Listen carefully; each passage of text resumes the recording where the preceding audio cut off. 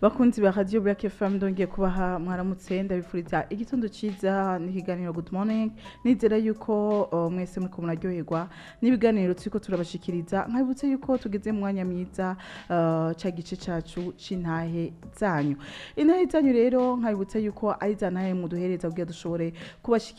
dushikiriza abantu bariko baratwumviriza abantu bariko bakurikirana Radio Black FM kugira dushobore kubahindurira ubuzima dushobore kubakorako cankwe bashobore kwisangamwo nabo nyene bagire ico bahinduye mu buzima bwabo igishinga nahe ni cajewe Beni hama umunwa wa Ahmela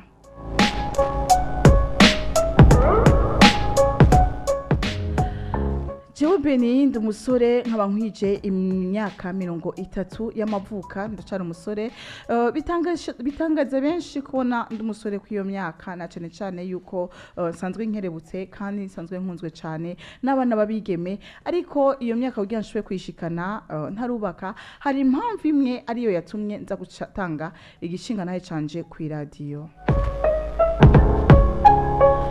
Jewe Beni nakuze nk'abandi bana bose ico gihe n'ukuri nari ndyohewe nk'abandi bana bose nkakurya nyene abavyeyi usanga batuzanira abantu baturera ni kuvuga abakozi badufasha mu nzu ni kuvuga jewe nkifise imyaka 3 n'ukuri baranzaniye umukozi jewe nta kintu na kimwe narinzi urumva yuko umwana w'imyaka 3 nta kintu na kimwe koko ubuzi wawibona ngaho onye mbere niho ubugitangura ishure rya maternelle ni kuvuga kuri iyo myaka 3 uwo mukozi n'ukuri yarankunda cyane uwo mukozi mbere twanararana tumaze kurarana n'ukuri harabaye ikibazo no kwita ikibazo kuko nanje nagiye kubitahura nakuze yuko ari kibazo kuko bwa mbere ntabwo nabibona mu nk'ikibazo ni kuvuga yaraza turyamye akankora ku bihimba vy'irondoka ankoze ku bihimba vy'irondoka misi yose yama ariko arankinisha akora ku bihimba vy'irondoka ni kuvuga jewe nta kibazo vyantera kuko uri umwana uburyohewe urumva yuko kabisa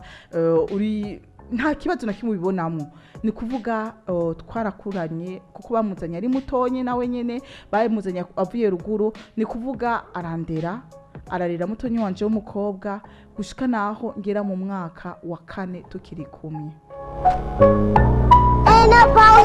aho sinagira mu mwaka wa 4 nukuri yarakinkorera vya bintu ni kuvuga yarafata ibimba vy'irondoka vyanje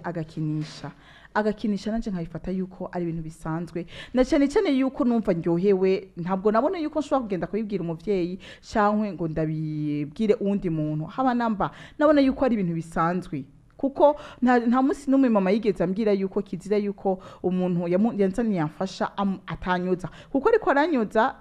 subiye inyuma gato ariko aranyoza niho yabitanguriye ni kuvuga yaranyoza ankoze ku bihimba vy'irondoka nkumva ndaryohewe ndatwenze maze nawe abibandanya uko no turyamye akabandanya naho nyene abandanya nkora ku bihimba vy'irondoka shike mu mwaka wa 4 aho mwaka wa 4 nashitseyo mfise imyaka 9 ni kuvuga yamaze imyaka ishika 6 ndi muri ivyo bintu ankinisha nanje nkaryoherwa ku buryo naho wewe ataba hari ankinishe jeje nyine ubwanje nikinisha nyine kuko numva yuko biraryoshe bimeze neza sinarinzi ingaruka yavyo mbi haba namba je nabona yuko nibaza mbere yuko nabandi bantu bose ariko babigenza mugana agiye kumenya ukuri ntevye ni kuvuga uwo mwigeme amaze kugenda kuko inyuma y'iyo myaka yacaja kurongorwa yarongowe ari uko bamusohoye muhira kuko bamusohoye nk'umwana w'umuhira kuko yamaze kuba umwana w'umuhira ku buryo mama atanamwikeka atikeka yuko ari ibintu nk'ivyo yokora haba namba rero ikintu cagiye kuba amaze kugenda ni kuvuga narimenyereye yuko wewe ari we ankinisha ni kuvuga byabaye ngombwa yuko nanje niga ushobora kwikinisha kuko yabaye nka drogue navuga yuko narabikumbura nashobora kuba ndi mw'ishure nkumva yuko nkeneye kwikinisha koko maze nkasimbira muri toilette nkikinisha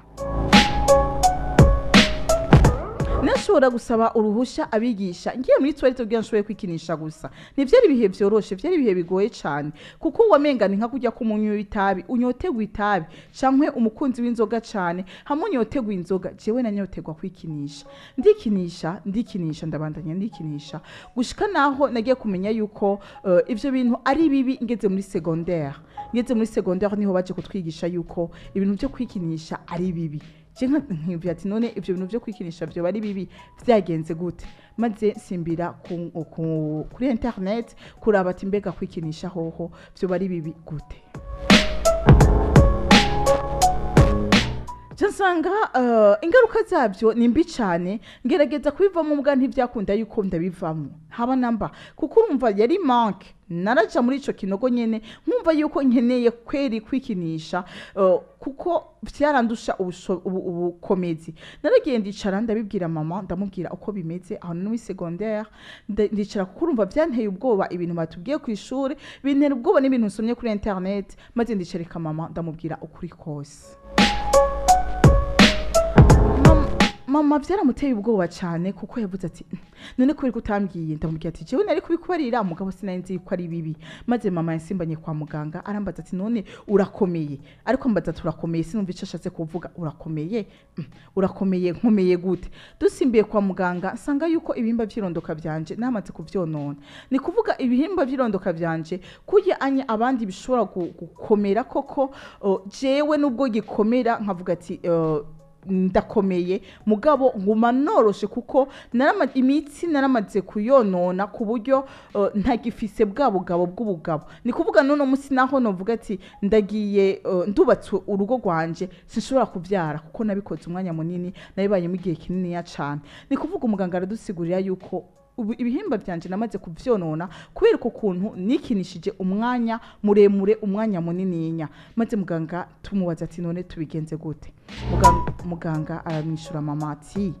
ikintu gihari no gusengera umwana wanyu, ikindi gihari mukagerageza mukamwokipa ku buryo adashobora gusubira kwiyumvira kugenda kwikinisha. Ni kuvuga nararondeye umupsikologe, umuntu asanzwe avura ingwara abantu bafise ingwara ya depression cyangwa niki, kuko bamaze kubimbwira naragize depression ni guhungabana. Narahungabanye nyene bimwe bikomeye ku buryo n'ishure mbanza nkahagarika. Hama barambwira ati nukuri byama byashikiye benshi mugabo ugiye uraheba buhoro buhoro bizoteba bize. Nukuri narice ndasenga Imana kugira ishore kubinkiza.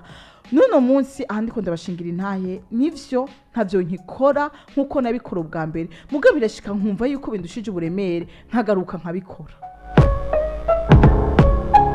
Ico rero cambereye ikibazo kirekire ku buryo numva yuko mbega ninazana umwana w'umukobwa w'abandi mbega nzomumariki, mbega koko nareka kuvyara kubera iyo ngorane ndimwo mbega bizogenda gute? Ni kuvuga ubu ndicaye kugira mbanze nkire koko, nkire jewe, nkire ku mutima, nkire no ku mubiri, maze niyumvira ati mbega nanje nzokuba kugwanje. Kuko kuri iyi myaka mfise 30 jewe Beni nukuri sinifuza yuko nozana umwana w'umukobwa kumurira umutima mu rugo,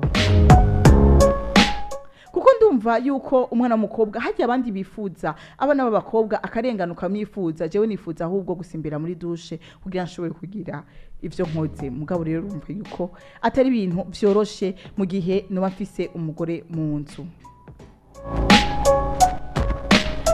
Iyi ntahe rero ndayizanye, ni ntahe itoroshe kugira nshoboye kwishikiriza, ndayizanye kugira nshoboye guhanura abavyeyi bamwicarana n'abana banyu bamubabaza ibigenda n'ibitagenda, babaza ingene biriwe, babaza uwabakoze ko, mubigishe yuko atari umuntu ashobora kubakora muri bijya bihimba. Kuko jewe yo ndabimenya nari kubibwira mama yuko hari umuntu ariko aragerageza kunkora ku bihimba vyirondoka. Nukuri ndingiza abavyeyi bose bariko baranyumva, murabwira abavyeyi abana banyu mubigishe ikizira n'ikitazira, mubigishe yuko nukuri hajya ahantu hadakogwa, hajya ahantu hatarabwa, mubigishe yuko hariho ingaruka mbi ziza mu gihe hakozwe ko, nubwo bari umwana mutonyi tangura kubimubwira kugira naho nyene si kwinuba umuryango cyangwa iki, mugabo bishobora gukorwa n'umuntu wewe ufitiye icizere. Mugabo wabibwiye umwana wawe akabimenya, araza akakubwira ati mama kanaka yagerageje kugira ibintu nk'ibi. Ndabivuze rero kugira nshobore